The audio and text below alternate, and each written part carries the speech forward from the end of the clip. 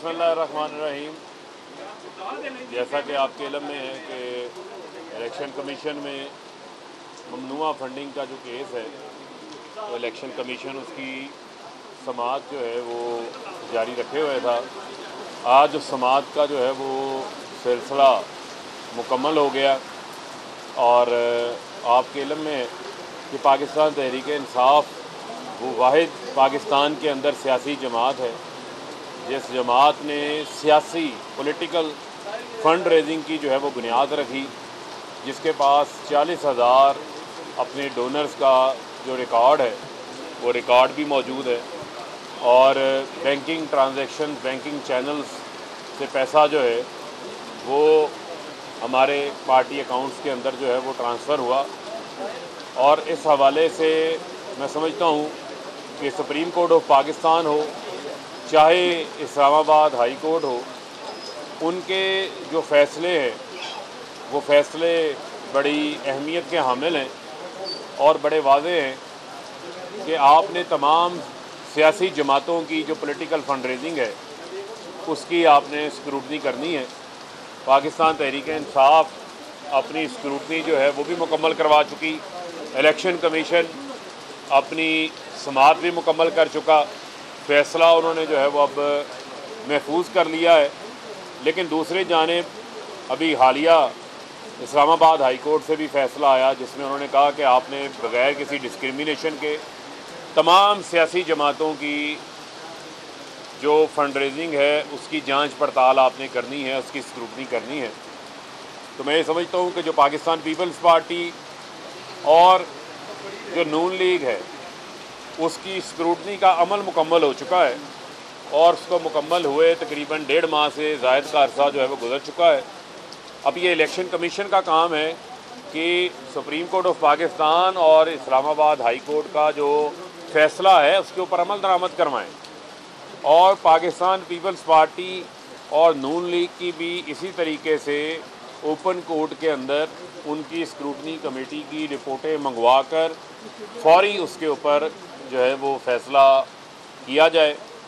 7 साल हम ये सुनते रहे कि ये जो है वो फ़ॉरेन फंडिंग का केस है, फ़ॉरेन फंडिंग का केस है, मुख्तलिफ जो है वो इस हवाले से क्या सराइयाँ भी होती रहीं, मुख्तलिफ इस हवाले से अंदाज़े मुख्तलिफ इस हवाले से जो है वो बातें की जाती रहीं।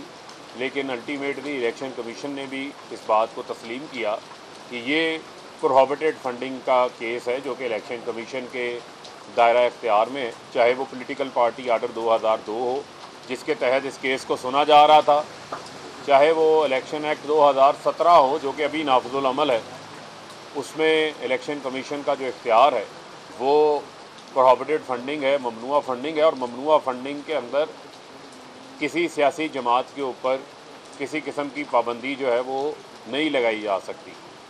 अगर उसके लिए आइन के अंदर भी एक वाज़ेह तरीक़ेकार मौजूद है और इसी तरीके से election act 2017 political party order 2002 के अंदर भी एक वाज़ेह उसके अंदर तरीक़ाकार मौजूद है कि वफाकी हुकूमत रेफरेंस भेजती है जो कि सुप्रीम कोर्ट में जाता है। अगर किसी जमात के ऊपर फ़ॉरेन फंडिंग मालूम हो तो उसका तरीक़ाकार अलग है। तो लिहाजा ये ममनुआ फंडिंग का केस था, हमने तमाम तरह अपना रिकॉर्ड फराहम कर दिया, हमारी कोई ममनुआ फंडिंग भी नहीं है, तमाम पैसा जो है वो बैंकिंग चैनल से आया और मैं समझता हूँ कि जो पटिशनर थे उस पटिशनर की इस्लामाबाद हाई कोर्ट भी ये वाज़ेह कर चुका है कि एक हैसियत जो है वो इन्फॉर्मर की है, ये कोई एडवर्सल प्रोसीडिंग्स जो है वो नहीं है। तो इस पर मैं समझता हूँ कि अब इलेक्शन कमीशन तमाम जो सियासी जमातें हैं, तमाम जो पॉलिटिकल पार्टीज़ हैं, उनका फ़ैसला जो है वो एक साथ करे। पाकिस्तान पीपल्स पार्टी की जब हमने अकाउंट्स को देखा तो उन अकाउंट्स के अंदर 12 ऐसे अकाउंट्स हैं जो अकाउंट्स उन्होंने डिस्क्लोज़ नहीं किए, जो अकाउंट्स उन्होंने छुपाए हैं। 64 करोड़ रुपए का TMLN का जो रिकॉर्ड है वो रिकॉर्ड मौजूद नहीं है। इसी तरीके से 35 करोड़ रुपए का पीपल्स पार्टी का भी जो रिकॉर्ड है वो रिकॉर्ड अपनी जगह के ऊपर मौजूद नहीं है।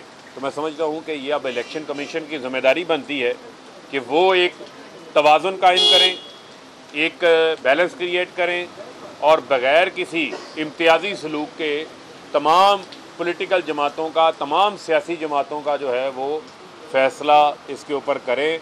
और मैं समझता हूँ कि अब किसी किस्म की भी कोई ऐसी चीज़ बाकी नहीं रह गई जिसमें तमाम सियासी जमातों की जो फ़ंड रेजिंग है वो उसके अंदर शफाफियत होनी चाहिए। अब मालूम पड़ जाएगा कि पीटीआई के अकाउंट्स जो कि चार्टर्ड अकाउंटेंट्स ए रेटिंग के हैं हमारे, और हमारा तमाम तर रिकॉर्ड जो है वो बैंकिंग रिकॉर्ड अपनी जगह पर मौजूद है। इसी तरह जो बाकी जमातें हैं उनके अकाउंट्स में क्या चीज़ें मौजूद हैं। और आपके इल्म में है कि बेनज़ीर शहीद ने अपनी किताब में ये लिखा हुआ है कि नवाज़ शरीफ ने उसामा बिन लादन से पैसे लेकर उनकी हुकूमत गिराने की कोशिश की थी, जो अदम एतमाद की तहरीक लाई गई थी। और एक और सियासी जमात है फजल रहमान की, जिनकी पार्टी के मरकज़ी ऑफिस के ऊपर जो फ़ंड लगा हुआ है, जो तख्सी लगी हुई है, वो भी एक गैर मुल्की फ़ंडिंग थी। एक मुल्क लीबिया, वहाँ से जो फंडिंग ली जाती रही है। तो वो बैकग्राउंड जिन जमातों का मौजूद है वो किस मुँह से हमारे ऊपर बात करते हैं। जो खड्डा उन्होंने पीटीआई के लिए खोदा था, उस खड्डे के अंदर ये खुद गिरे हुए हैं।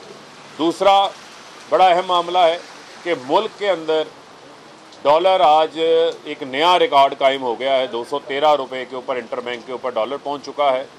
और डॉलर जब से ये हुकूमत आई है 2.5 माह से तकरीबन 30 रुपये डॉलर रुपया जो है वो डी वैल्यू हो चुका है।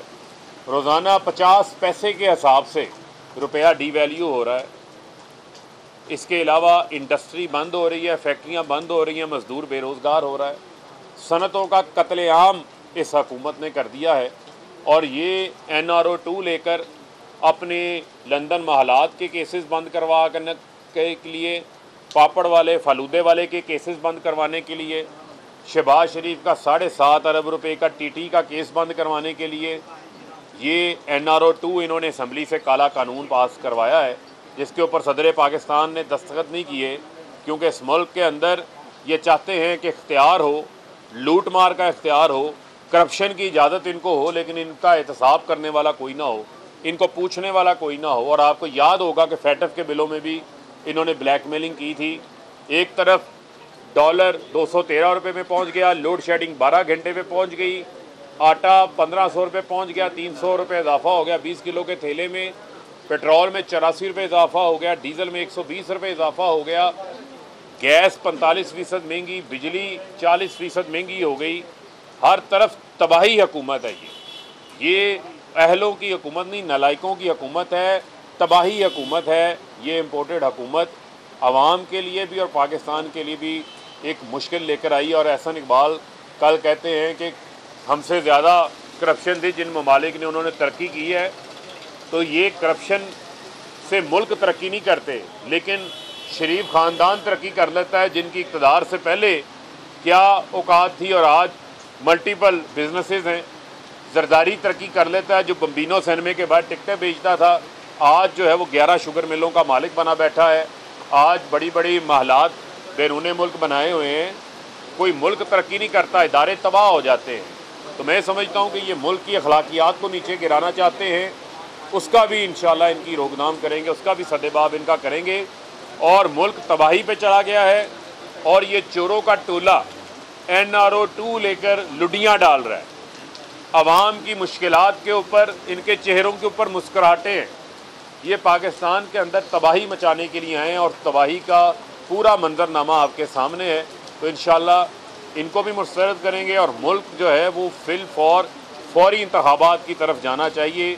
मज़ीद सियासी अदम इस्तेकाम, माशी अदम इस्तेकाम का पाकिस्तान जो है वो मुतहम्मल नहीं हो सकता। सर ये बताइएगा, 40,000 डॉलर्स का रिकॉर्ड जमा कराने का आज लीगल टीम ने इसके अंदर तस्लीम किया है कि 2013 का जो रिकॉर्ड है वो तरीके से जमा नहीं करा सके, तो वो कहाँ पर रिकॉर्ड हमने ये मेरे साथ हमारी जो अकाउंट्स की टीम है वो भी मौजूद है। हमने अपना तमाम रिकॉर्ड जमा करवाया, 22 वॉल्यूम्स जमा करवाए। मुझे आप सिर्फ मेरा ये एक सादा सा सवाल ये है कि बाकी सियासी जमातों का रिकॉर्ड आप देख लें और हमारा रिकॉर्ड आप देख लें, आपको फ़र्क वाज़ेह नज़र आ जाएगा। यहाँ पर बड़े बड़े इंटरेस्ट ग्रुपों से हमने पैसे नहीं लिए, हमने तो आम डोनर से पैसे लिए। बैरून मुल्क पाकिस्तानी जिनसे इन्होंने वोटिंग राइट छीन लिया है, 32 अरब डॉलर पाकिस्तान को भी भेजते हैं। वो पाकिस्तान तहरीक इंसाफ को भी एक नया पाकिस्तान के लिए सपोर्ट करते हैं, उन्होंने भी पैसे दिए हैं। तो तमाम तर रिकॉर्ड मौजूद है। बैंकिंग चैनल से पैसे आए हुए हैं, पैसा बैंकों में आया हुआ है, हम उस पैसे का हिसाब दे रहे हैं जो बैंकों में आया हुआ है। कोई ऐसा पैसा नहीं है जिसका रिकॉर्ड बैंक में मौजूद ना हो। इलेक्शन कमीशन की जो आप तक समाप्त हुई है, इन सारी चीज़ों से आप मुतमईन हैं? और इलेक्शन कमीशन का फैसला, देखिए इलेक्शन कमीशन से नहीं, देखें बुनियादी तौर के ऊपर इलेक्शन कमीशन के ऊपर तो हमारे तहफ़्फ़ुज़ात हैं, वो तो हम पहले भी इज़हार कर चुके हैं। यही वजह है कि मैं बार बार आपको ये कह रहा हूँ कि PTI का केस तो बड़ी स्पीड से सुना गया है, रोज़ाना की बुनियाद के ऊपर सुना गया है, लेकिन जो है वो बाकी जमातों का केस क्यों नहीं सुना जा रहा? वो भी 4 साल से ज़ेर इल्तवा पड़ा हुआ है। मैं यही तो बात बार बार कर रहा हूँ। जब मैं ये बात करता हूँ कि तवाज़ुन कायम करने की ज़रूरत है, एक जानिब झुकाव नज़र आता है, उस झुकाव का तासुर जो है वो किसने ख़त्म करना है? मैंने ख़त्म तो नहीं करना, वो इलेक्शन कमीशन की जिम्मेदारी है, वो इलेक्शन कमीशन ने ख़त्म करना है। पीपल्स पार्टी या नून लीग कोई लाडले नहीं है, मरियम सफदर या बिलावल कोई लाडले नहीं है, आसिफ अली जरदारी या शहबाज शरीफ लाडले नहीं है, जहाँ उनको लाडलों की तरह ट्रीट किया जाए। पाकिस्तान पीपल्स पार्टी और नून लीग का भी उसी तरीके से, उसी स्पीड से रोज़ाना की बुनियाद के ऊपर करें समाते, करें केसेस को मुकम्मल। सुप्रीम कोर्ट का फैसला मौजूद है, इस्लामाबाद हाई कोर्ट का फैसला मौजूद है।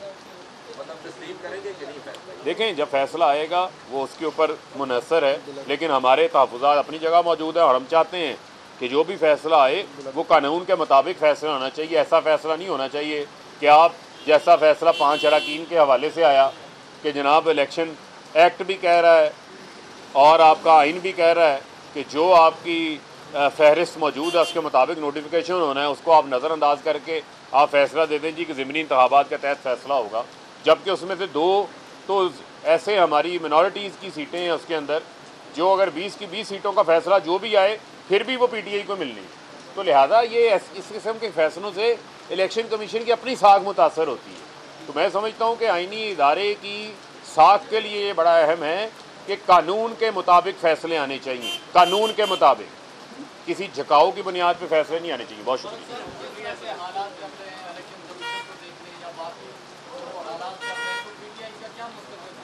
देखिए PTI का मुस्तकबिल जो है वो बड़ा रोशन है, और ये PTI का मुस्तकबिल का मामला नहीं है, ये पाकिस्तान के मुस्तकबिल का मामला है। और पाकिस्तान की अवाम बाकी तमाम सियासी जमातों से मायूस हो चुके हैं, इन्होंने मायूस किया है। अब भी इन्होंने हुकूमत लेके हाथ खड़े कर दिए। इनके पास ना कोई सिम्त थी, ना कोई झंडा था, ना पॉलिसी थी, सवाए चेरी ब्लॉसम के इनके पास, इनके हाथ में कोई चीज़ ही नहीं है। बहुत शुक्रिया।